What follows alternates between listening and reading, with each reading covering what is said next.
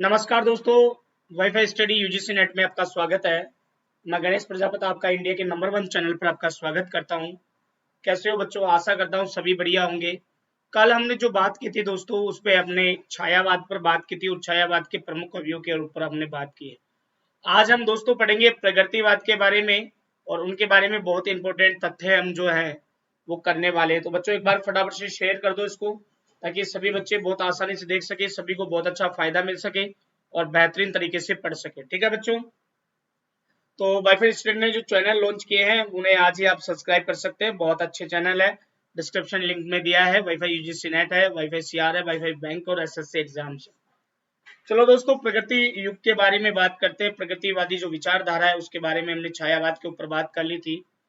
तो दोस्तों प्रगतिवादी 1936 से 1943 तक का युग माना जाता है। 36 से 43 तक का जो समय है वो प्रगतिवाद के लिए ही माना जाता है। आगे बढ़ते हैं। राजनीतिक के क्षेत्र में जो विचारधारा साम्यवाद और मार्क्सवाद के नाम से जानी जाती है, साहित्य के क्षेत्र में वही विचारधारा प्रकृतिवाद के नाम से जानी जाती है। याद है दोस्तों, राजनीति के क्षेत्र में जो विचारधारा साम्यवाद या मार्क्सवाद के नाम से जानी जाती है, साहित्य के क्षेत्र में वही विचारधारा प्रगतिवाद के नाम से भी जानी जाती है। आगे दोस्तों, अर्थात साम्यवादी विचारधारा के अनुरूप लिखा गया काव्य ही प्रगतिवादी काव्य कहलाता है। जो साम्यवादी जो विचारधारा थे और उसके अनुरूप ही जो लिखा गया काव्य है दोस्तों, उसे ही दोस्तों प्रगतिवाद काव्य कहा जाता है। आगे बढ़ते दोस्तों, मार्क्सवाद के प्रवर्तक कार्ल मार्क्स को ही प्रगतिवाद का भी आदि प्रवर्तक माना जाता है। एक बहुत अच्छा प्रश्न बनता है कि प्रगतिवाद के प्रवर्तक किसे माना जाता है, तो मार्क्सवाद के प्रवर्तक कार्ल मार्क्स को ही प्रगतिवाद का प्रवर्तक माना जाता है। परंतु हिंदी प्रगतिवादी काव्य धारा के प्रतिनिधि कवि नागार्जुन वेदनाथ मिश्र मानते हैं। लेकिन कई लोग हिंदी के काव्य धारा के जो प्रतिनिधि कवि हैं वो नागार्जुन को माना जाता है, जिनका नाम वेदनाथ मिश्र है। आगे दोस्तों, डॉक्टर नगेंद्र के अनुसार प्रगतिवादी काव्य धारा की संज्ञा उस काव्य को दी गई है जो छायावाद के समाप्ति काल में 1936 के आसपास से सामाजिक चेतना को केवल निर्मित होकर प्रारंभ हुआ है। डॉक्टर नगेंद्र का मानना है कि प्रगतिवादी काव्य की संज्ञा उस काव्य को दी गई है जो छायावाद की समाप्ति पर, यानी छायावाद की समाप्ति के बाद जो काव्य उत्पन्न हुआ उसे ही दोस्तों प्रगतिवादी काव्य के नाम से जाना जाता है। आगे बढ़ते हैं। आगे दोस्तों, आचार्य नंद दुलारी वाजपेयी। आचार्य नंद दुलारी वाजपेयी के अनुसार प्रगतिवाद उपयोगितावाद का ही दूसरा नाम माना जाता है। आचार्य नंद दुलारी वाजपेयी के अनुसार प्रगतिवाद उपयोगवाद का ही दूसरा नाम माना जाता है। दोस्तों आगे है, सामान्यतः यह कहा जा सकता है कि मजदूर वर्ग, दलित वर्ग एवं कृषण वर्ग दृष्टि में रखकर जो साहित्य हिंदी में रचा गया है उसे ही प्रगतिवादी काव्य कहा जाता है। ये कहा जाता है कि भैया जो मजदूर वर्ग, दलित वर्ग एवं कृषक वर्ग, जो किसान वर्ग है, उसको दृष्टि में, उसके उत्थान को लेकर दृष्टि में जो रचा गया है उसे ही प्रगतिवादी काव्य कहा जाता है। आगे है बढ़ते दोस्तों, आगे है, कुछ इतिहासकार इसे सामाजिक यथार्थवाद के नाम से भी पुकारते हैं। कुछ जो इतिहासकार हैं वो इसे सामाजिक यथार्थवाद के नाम से भी दोस्तों पुकारते हैं। आगे विद्यार्थियों, सन 1938 में पंत जी द्वारा संपादित रूपाब पत्र मुख्यतः प्रगतिशील विचारधारा का पत्र माना जाता है। सन 1938 में पंत जी द्वारा संपादित रूपाब पत्र मुख्यतः प्रगतिशील विचारधारा का पत्र ही माना जाता है। दोस्तों आगे है दोस्तों, डॉक्टर बच्चन सिंह के अनुसार प्रारंभ में इस काव्य को प्रगतिशील काव्य ही कहा जाता था। इस काव्य को दोस्तों प्रारंभ में प्रगतिशील काव्य कहा जाता था। इसके लिए प्रगतिवाद शब्द का प्रयोग सर्वप्रथम 1942 में मुक्ति बोध ने अपने लेख प्रकृतिवाद एक दृष्टि में किया था। बच्चन सिंह के अनुसार प्रारंभ में इस काव्य को प्रगतिशील काव्य कहा जाता है। इसके लिए प्रकृतिवाद शब्द का सर्वप्रथम जो प्रयोग है 1942 में मुक्ति बोध ने अपने लेख प्रकृतिवाद एक दृष्टि में किया था। मुक्तिबोध ने अपने लेख में इसके सैनिक रूप का उल्लेख भी मिलता है दोस्तों। यहां तक बच्चों क्लियर है बात। आगे बढ़ते हैं। आगे दोस्तों प्रगतिवादी आंदोलन का संक्षिप्त इतिहास, कि प्रगतिवादी आंदोलन का संक्षिप्त इतिहास किस प्रकार है। पहला देखिए दोस्तों, अंतरराष्ट्रीय स्तर पर सर्वप्रथम हेनरी बारबुज के प्रयासों से, याद रखना दोस्तों, हेनरी बारबुज के प्रयासों से 1935 में फ्रांस की राजधानी पेरिस में संसार के प्रगतिशील लेखकों को संगठित करने का प्रयास शुरू हुआ। देखो आंदोलन का कैसे स्टार्ट हुआ, इसका संक्षिप्त इतिहास मैंने लिखा है बच्चों। अंतरराष्ट्रीय स्तर पर सर्वप्रथम हेनरी बारबुज के प्रयासों से 1935 में फ्रांस की राजधानी है पेरिस, तो जितने भी प्रगतिशील लेखक थे वहां पर वो संगठित होना स्टार्ट हो चुके, मतलब एक जगह होना प्रारंभ कर दिया। इन प्रयासों से सर्वप्रथम 1935 में ही पेरिस में अंग्रेजी साहित्य के प्रसिद्ध कथाकार एवं विचारक E.M. फोस्टर की अध्यक्षता में प्रोग्रेसिव राइटर्स एसोसिएशन नामक अंतरराष्ट्रीय संस्था का प्रथम अधिवेशन आयोजित हुआ। इन प्रयासों से सर्वप्रथम दोस्तों 1935 में ही पेरिस में अंग्रेजी साहित्य के प्रसिद्ध कथाकार एवं विचारक E.M. फोस्टर की अध्यक्षता में प्रोग्रेसिव राइटर्स एसोसिएशन नामक अंतरराष्ट्रीय संस्था का प्रथम अधिवेशन आयोजित हुआ है। आगे इसका अनुकरण करते हुए लंदन स्थित भारतीय विचारकों में से मुल्कराज आनंद एवं सज्जाद जहीर नामक संस्थान की स्थापना की गई थी दोस्तों। इसका अनुकरण करते हुए लंदन स्थित भारतीय विचारकों में से मुल्कराज आनंद एवं सज्जाद जहीर नामक संस्थान की स्थापना की गई है दोस्तों। आगे बढ़ते हैं। इस संस्थान का प्रथम अधिवेशन 1936 में मुंशी प्रेमचंद की अध्यक्षता में लखनऊ में आयोजित हुआ। याद रखना, इसका अध्यक्ष कई बार पूछ लेता है, तो इसका अध्यक्ष है मुंशी प्रेमचंद की अध्यक्षता में लखनऊ में ये दोस्तों आयोजित हुआ है। आगे बढ़ते हैं बच्चों। इनमें मुंशी प्रेमचंद ने सभापति पद के लिए दिए गए भाषण में घोषित किया कि साहित्य केवल मनोरंजन की वस्तु नहीं है, उसका लक्ष्य समाज में निहित होना चाहिए। साहित्य दोस्तों कोई मनोरंजन की वस्तु नहीं है, इसका जो प्रयोग है वो बच्चों समाज के लिए किया जाना चाहिए, यानी समाज के लक्ष्य, यानी समाज बहुत अच्छा आगे बढ़ सके, समाज बहुत अच्छा कुछ कर सके, उसके लिए दोस्तों इसका लक्ष्य होना चाहिए। बात किसने कही दोस्तों? मुंशी प्रेमचंद के द्वारा ये बात कही गई है। आगे बढ़ते हैं। आगे चलकर रविन्द्रनाथ टैगोर ने भी 1938 में इस संघ के अधिवेशन की अध्यक्षता की थी। आगे चलकर देखें तो रविन्द्रनाथ टैगोर ने भी 1938 में इस संघ के अधिवेशन की क्या की दोस्तों? अध्यक्षता की थी।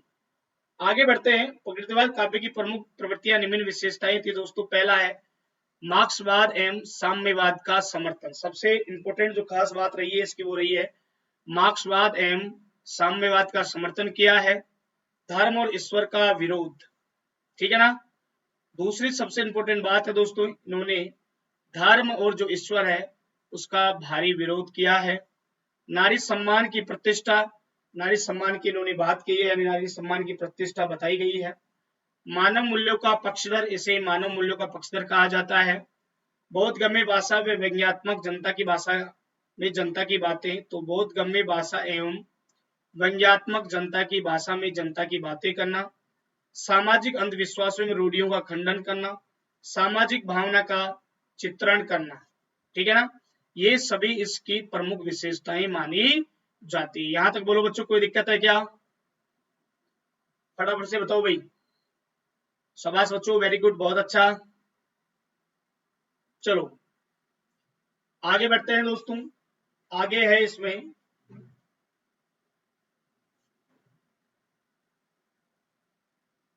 ठोस यथार्थ का चित्रण, पूंजीपति वर्ग के प्रति घृणा का प्रचार, विश्व बंधुत्व की भावना, कला के प्रति नवीन दृष्टिकोण, युगानुकूल परिवर्तन एवं नव निर्माण की उत्कृष्ट लालसा, ठोस यथार्थ का चित्रण है, पूंजीपति वर्ग के प्रति घृणा का प्रचार है, विश्व बंधुत्व की भावना है, कला के प्रति नवीन दृष्टिकोण है, युगानुकूल परिवर्तन एवं निर्माण की उत्कृष्ट लालसा है दोस्तों।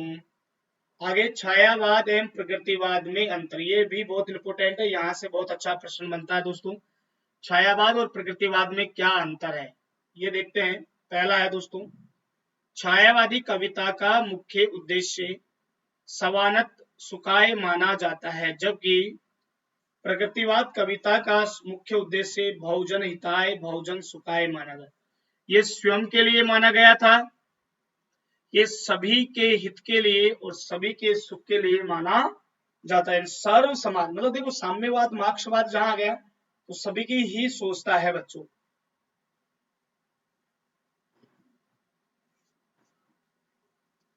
छायावादी कविता में व्यक्तिक भावना की प्रबलता दिखलाई पड़ती है। छायावादी कविता में व्यक्तिक भावना की प्रबलता भी यहाँ पर दिखाई पड़ती है, यानी व्यक्तिगत भावना की प्रबलता की दिखाई देती है, जबकि प्रतिवाद साहित्य में सामाजिक भावना की प्रबलता देखने को मिलती है। जबकि हम बात करें तो प्रगतिवाद जो साहित्य है वह सामाजिक भावना की प्रबलता देखने को मिलती है। आगे बढ़ते हैं दोस्तों। छायावादी कविता कल्पनाशीलता पर आधारित है, जबकि प्रगतिवादी कविता ठोस यथार्थ और वास्तविकता पर आधारित है। छायावाद की बात करें तो वो कल्पनाशील पर है, सारी बातें उसमें कल्पनाएं की जाती है, जबकि हम दोस्तों प्रगतिवाद की बात करें तो ठोस यथार्थ और वास्तविकता पर आधारित है मानी जाती है। आगे बढ़ते हैं। अब इसके प्रमुख कवियों के बारे में हम बात करते हैं दोस्तों। प्रगतिवाद के प्रमुख कवि कौन कौन से, जैसे उधर जयशंकर प्रसाद ये थे, तो इधर भी मुख्य कवियों का यहाँ पर माना जाता है, जिसमें अगर प्रगतिवाद का नाम लें और नागार्जुन का नाम ना हो तो ऐसा नहीं हो सकता। सर्वप्रथम जो नाम है दोस्तों वह है आपके नागा अर्जुन का नाम लिया जाता है। सर्वप्रथम कौन है बच्चों? नागा अर्जुन। ठीक है, चलते हैं भाई।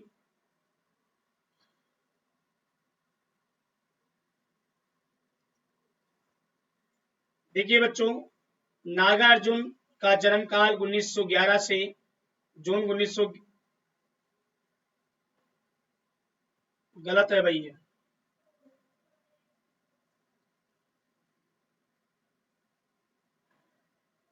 हाँ बिल्कुल सही है, 30 जून 1911, सॉरी दिखने में थोड़ी मिस्टेक हो गई, 30 जून 1911 है। मृत्युकाल 5 नवंबर 1998 को माना जाता है। जन्म स्थान ग्राम सतलका, जिला दरभंगा में है दोस्तों। मूल वास्तविक नाम था वेदनाथ मिश्र था दोस्तों।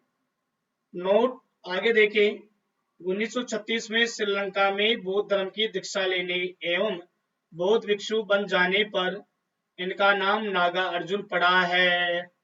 बौद्ध धर्म की दीक्षा लेने एवं बौद्ध भिक्षु बन जाने पर इनका नाम क्या रखा गया था दोस्तों?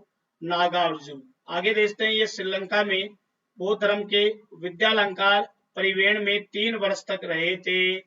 अगर देखें तो दोस्तों, इस श्रीलंका के बौद्ध धर्म में विद्यालंकार परिवेण में 3 वर्ष तक वही रहे थे। प्रमुख रचनाएं हैं इनकी युगधारा, दूसरी है सतरंगे पंखों वाली, तीसरी है प्यासी पतराई आंखें, चौथी है तालाब की मछलियां, पांचवी है तुमने कहा था। पांचवी कौन सी है दोस्तों? तुमने कहा था। तो 5 इनकी प्रमुख रचनाएं मानी जाती है दोस्तों। और भी है रचनाएं तो। आगे बढ़ते हैं दोस्तों। छठी है खिचड़ी विपल देखा हमने 1980 में, हजार हजार बाहों वाली 1981 में, बसमाकुर खंड काव्य, ऐसे भी हम क्या ऐसे भी तुम क्या, पुरानी ज्योतियों का कोरस, रत्न गर्भ, काली माई, प्रेत का बयान, रविंद्र के प्रति, बादल को गिरते देखा आदि कविताएं हैं। और भी है देखो, आओ रानी हम, दोए पालकी, वे और तुम, अकाल और उसके बाद, सिंदूर तिलांकित भाल कविता, आखिर ऐसा क्या कह दिया मैंने, मैं गिरमटी का बूढ़ा घोड़ा, तुम्हारी तंदुरुस्त मुस्कान, इस गुब्बारे में छाया 1989 में। उपन्यास है रतिनाथ की चाची, बलचनामा, वरुण के बेटे। ठीक है दोस्तों, ये इसके उपन्यास है। आगे दोस्तों नेक्स्ट कवि हैं जो दूसरे कवि आपके केदारनाथ अग्रवाल माने जाते हैं। अगले जो कवि हैं बच्चों कौन है भाई? केदारनाथ अग्रवाल। आपको बता दूं दोस्तों, अन अकेडमी पर मेरा स्पेशल बैच चल रहा है यूजीसी नेट का, और आप रेफरल कोड गणेश 10 लगाकर वहां पर 10% डिस्काउंट पा सकते हो और सारी चीजें आपको प्राप्त हो जाएगी दोस्तों। ठीक है ना, बिल्कुल 10% आपको डिस्काउंट मिलेगा। और अनअकैडमी लर्निंग ऐप डाउनलोड करना है आपको, नाटा यूजीसी गोल सेलेक्ट करना है, गैर सब्सक्रिप्शन 6 महीने या 12 महीने का आप कोर्स खरीदिएगा और बिल्कुल आप वहां से बेहतरीन तरीके से दोस्तों पढ़ सकते हैं। जन्मकाल 1911 ई में माना, मृत्युकाल 2000 ई में, जन्म स्थान ग्राम कमासीन, जिला बांदा, उत्तर प्रदेश इनका माना जाता है। प्रमुख रचनाएं लोक और अलोक 1957 में, और मार प्यार की थापे 1981 में, बोल बोल अल बोल 1985 में इनके द्वारा लिखी गई है। विशेष आप पैसे से वकील थे, अगर इनकी बात करें बच्चों, ये पैसे से क्या थे? वकील थे। आगे है आपको सोवियत भूमि पुरस्कार व साहित्य अकादमी पुरस्कार भी दोस्तों प्राप्त हुआ है। आपको सोवियत भूमि पुरस्कार व साहित्य अकादमी पुरस्कार से नवाजा गया है। इनकी कविताओं के मुख्यतः दो श्रेणियों में बांटा गया है। पहली है राजनीतिक काव्य और प्रकृति प्रेम, दूसरे समाज संबंधी काव्य। आगे बढ़ते हैं बच्चों। नोट, पहली श्रेणी कविताएं मुख्यतः कहे केदार खरी खरी काव्य संग्रह में संग्रहित की गई है। कहे केदार खरी खरी संग्रहित की गई है। ये सच्चे जनवादी कवि माने जाते हैं। प्रकृति चित्रण के कारण इनको छायात्तर कविता का पंत सुमित्रानंदन पंत कहा जाता है। ठीक है ना, इनको प्रकृति चित्रण के कारण इनको छायावादी कविता के सुमित्रानंदन पंत की तरह मानते हैं।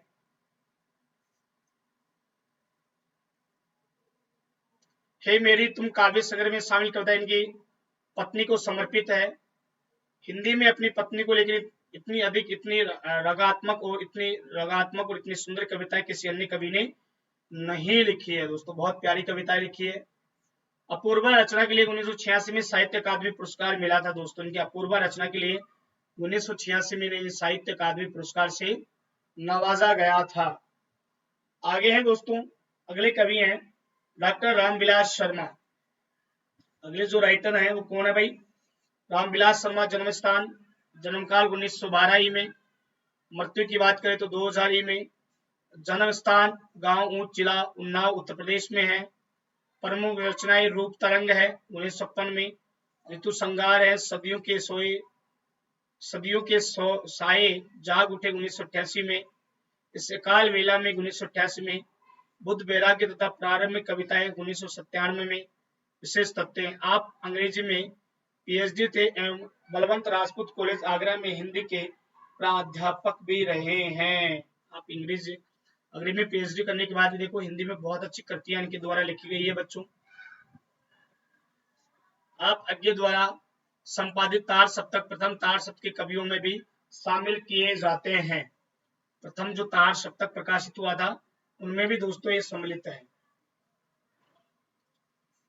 इनकी कवित्व शक्ति इनके विकसित नहीं होने के कारण इनका दूसरा तार सप्तक की भूमिका में अज्ञे जी को इनको तार सप्तक के स्थान देने के लिए खेद भी जताना पड़ा था। इनके अनुसार हिंदी प्रदेश में नव जागरण 1957 के स्वाधीनता संग्राम से शुरू होता है। आगे है प्राप्त सम्मान, साहित्य अकादमी सम्मान, सलाहकार सम्मान, भारत भारती पुरस्कार और 22 पुरस्कार मिला है। निराला की साहित्य साधना जीवन के लिए इन्होंने 1970 में साहित्य अकादमी पुरस्कार मिला था। इन्हें 1970 में साहित्य अकादमी पुरस्कार से सम्मानित किया गया है। आगे चौथे कवि हैं दोस्तों शिव मंगल सिंह सुमन। जन्मकाल 15 में, मृत्यु 2000 में। प्रमुख रचना हिलोल, जीवन के गान, प्ले सर्जन, पर आंखें नहीं भरी, विंध्य हिमालय, एशिया जाग उठा, विश्वास बढ़ता ही गया, वाणी की व्यथा, नवाय मिट्टी की बारात। इसमें 5 खंड, इनमें से सन 1961 में 1970 तक की रचनाएं इसी संग्रह में एक काव्य रूपक है। मिट्टी की बारात उसी के नाम पर संग्रह का नामकरण किया गया। इसे संसार का दूसरा बड़ा शोक गीत भी कहा जाता है। संसार का दूसरा सबसे बड़ा जो शोक गीत है वह है दोस्तों मिट्टी की बारात। ध्यान रखना।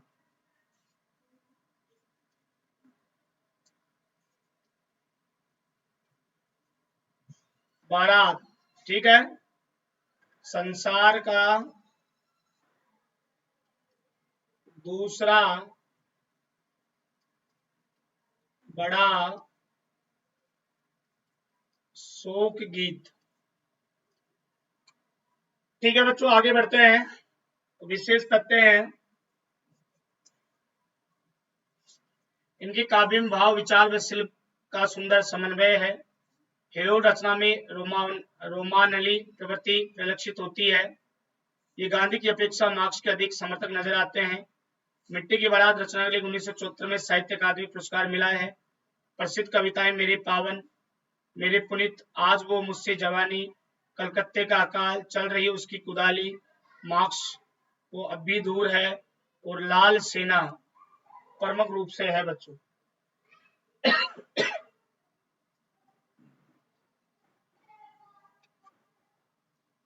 आगे बच्चों, रागे राघव, जन्मकाल 1923, मृत्यु 1962 में मानी जाती है, ठीक है ना। प्रमुख रचनाएं अजय खंडर 1944 में, पिघलते पत्थर 1946 में, राह के दीपक 47 में, मेघावी 1947 में, पांचाली 1955 में। विशेषतः से इनका मूल नाम त्र्यंबक वीर राघवाचार्य था। इनका मूल नाम त्र्यंबक वीर राघवाचार्य था। आगे खंडर हर रचना को निम्न 3 शीर्षकों में बांटा गया है: झनकार, ललकार, हुंकार। पिघलते पत्थर की मुक्त काव्य रचना है। मेघावी और पांचाली आख्यान रचनाएं हैं दोस्तों। राह के दीपक की कविताओं में युगीन यथार्थ के संदर्भ में प्रकृति छवि का भी अंकन किया गया है। इनकी कविताओं में समाजवादी चिंतन और उसमें अनुप्रमाणित सामाजिक संवेदना की शक्ति है बच्चों। आगे है त्रिलोचन शास्त्री। अगले जो कवि हैं बच्चों वो है त्रिलोचन शास्त्री। जन्मकाल 1917 में, मृत्यु 2007 में मानी जाती है। प्रमुख रचनाएं धरती 1945 में लिखी गई, दिगंत 57 में, काव्य और अर्थबोध लिखा गया है, मैं उस जनपद का कवि हूं 1981 में लिखी गई। 5वां गुलाब और बुलबुल, ताप के तापे हुए दिन 7वां शब्द, 8वां आराधना, 9वां तुम्हें सौंपता हूं 1985 में, 10 चेती, 11वां अमोला मेरा घर, 12वां जीने की कला, 13वां फूल और एक, 14वां देश काल, 15वां सबका अपना अपना अवकाश 1947 में, और रोज नामचा 16वां रहा है जो इनका लिखा गया है बच्चों।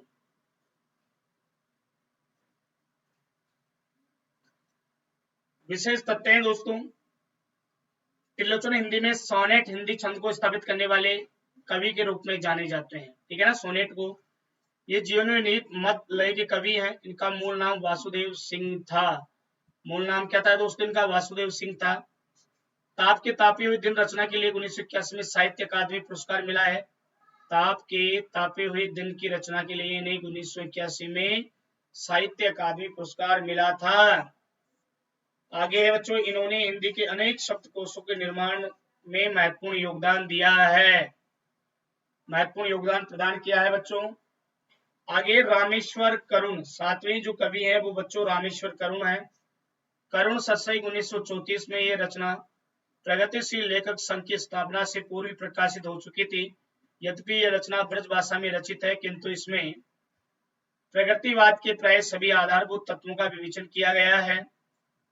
इसमें वर्ग, वैषम्य, आर्थिक विषमता, पूंजीपतियों के शोषण, शोषित वर्ग की दीनता, वर्तमान व्यवस्था के प्रति असंतोष एवं विद्रोह आदि विषयों का असक्त निरूपण किया गया है। करी शरम 30 दिन मरत भरत न भूखो पेट, कहाँ कहाँ ते लाइए पटवारी तब भेंट। सुनित कुकुर आपके दूध जलेबी खाए, हम सब कृषक मजदूर हा कुकुर हु सम समाए। तो मतलब इन्होंने अच्छा व्यंग किया है बच्चों। डॉक्टर गणपति चंद्र गुप्त कालक्रम के आधार पर रामेश्वर करुण को प्रगतिवाद का पहला कवि और इनकी रचनाओं करुण सतसई को प्रगतिवाद की प्रथम रचना मानते हैं। और ये मानने वाले व्यक्ति का नाम क्या है? डॉक्टर गणपति चंद्र गुप्त है बच्चों। बोलो बच्चों, यहाँ तक क्लियर है भाई? चलो भाई, तो दोस्तों ये मेरा रेफरल कोड है गणेश 10 और आप आज ही सब्सक्रिप्शन ले। सबसे पहले अपने मोबाइल में अकेडमी लर्निंग ऐप डाउनलोड करें। इसके बाद में आपको गोल सेलेक्ट करना है नाटा यूजीसी, ठीक है ना। इसके बाद आपको नाटा यूजीसी आपने ये गोल सेलेक्ट किया। इसके बाद आपको गेट सब्सक्रिप्शन पे जाना है। इसके बाद आपको दोस्तों ये देखो अपना कोर्स तो 6 महीने का कम से कम या 12 महीने का आपको लेना है, 2 साल का लेना है तो और भी अच्छी बात है, आप अच्छी तैयारी। तो दोस्तों इसके बाद एंटर रेफरल कोड तो गणेश 10 आपसे मांगेगा। गणेश 10 आपको अप्लाई करना है। जैसे आप अप्लाई करोगे आपकी कोई भी फीस होगी इसमें आपको 10% की छूट मिलेगी दोस्तों। 12,600 थी ना, तो उसकी 11,340 हो गई। इसके बाद डेबिट क्रेडिट कार्ड, ईएमआई और नेट बैंकिंग के थ्रू आप पेमेंट कर सकते हो। ठीक है बच्चों, इस कोर्स की खास बात है multiple course in single subscription, सभी चीजें इसमें मिलेगी आपको, सभी सब्जेक्ट। डाउट सेशन होगा, पीडीएफ मिलेगी, डायरेक्ट इंस्ट्रक्शन रहेगा, प्रीवियस ईयर के क्वेश्चन मिलेंगे, एक्सपेक्टेड क्वेश्चन क्यूज मिलेगी, होमवर्क आपको दिया जाएगा। ठीक है बच्चों, ये मेरा टेलीग्राम चैनल है, आप यहाँ से भी जुड़कर कोर्स संबंधी जानकारी प्राप्त कर सकते हो और ये मेरा फेसबुक पेज है, आप यहाँ से भी जुड़ सकते हो। तो चलते हैं बच्चों, आज के लिए इतना ही। धन्यवाद, बाय बाय, टेक केयर। तो चैनल को सब्सक्राइब करें, ज्यादा से ज्यादा लाइक करें, शेयर करें ताकि सभी बच्चे देख सके, पढ़ सके। धन्यवाद।